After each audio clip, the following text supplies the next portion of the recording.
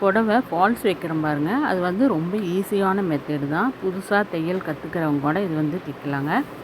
First வந்து உள்பக்கம் ஒரு 9 இன்ச்சு அல்லது 10 இன்ச்சு விட்டுட்டு அந்த ஃபால்ஸ் வந்து மடித்து வச்சுக்கணும்.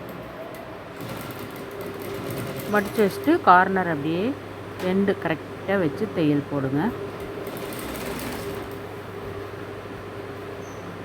இது வந்து பொறுமையாக தைக்கணும். தைக்கும்போது கொஞ்சம் பொறுமையாக தைச்சிட்டிங்கன்னா நீட்டாக இருக்கும். இல்லைன்னா சாரீ வந்து சுருக்கம் வடிக்கும். அது இல்லாமல் இருக்க ஃபால்ஸ் வந்து இது மாதிரி நீட்டாக வைங்க.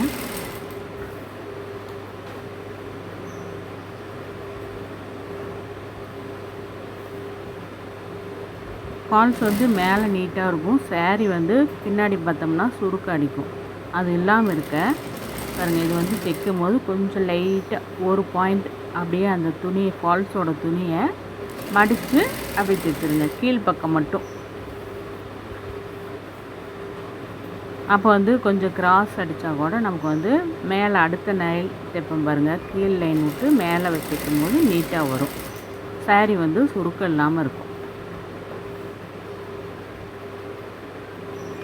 அது மாதிரி ஒரு 4 இடத்த மட்டும் லைட்டாக சுருக்க வச்சு தைச்சிட்டிங்கன்னா சாரீ ஃபால்ஸ் பாருங்கள் நீட்டாக இருக்குது. மேலே தைக்கும் போதும் அதே மாதிரி இருக்கும்.